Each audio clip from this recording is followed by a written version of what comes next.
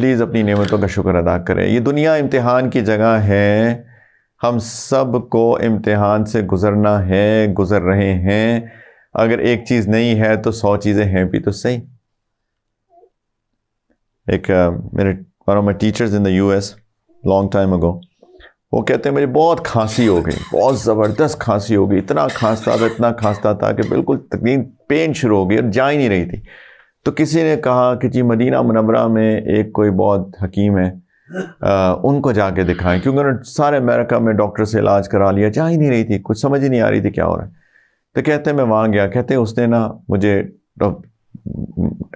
Observe کیا، تو کہتے ہیں the way that he diagnosed کیا، اس نے کہا oh your kidneys are good, your liver is working fine, oh nothing wrong with your stomach, your digestive system is working perfectly fine, this is good, that's good, this good, a little bit of cough, yes.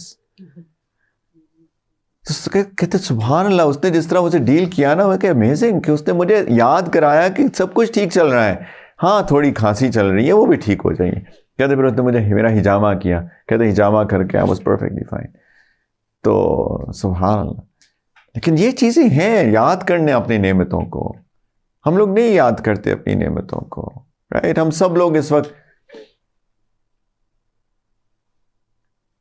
Sound proof کمرہ ہے نا، کسی کے سانس لینے کی آواز بھی نہیں آ رہی.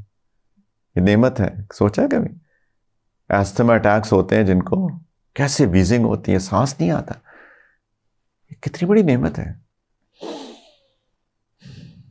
کبھی اپنی سانس کو آبزرو کریں، اس کو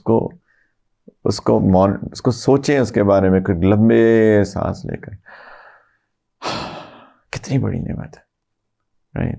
دل دھڑک رہا ہے، ہر چیز آنکھ دیکھ سکتا ہوں، میں سوچ سکتا ہوں، میں 2 گھنٹے 3 گھنٹے کھڑا ہو گیا ہوں یار اس عمر میں.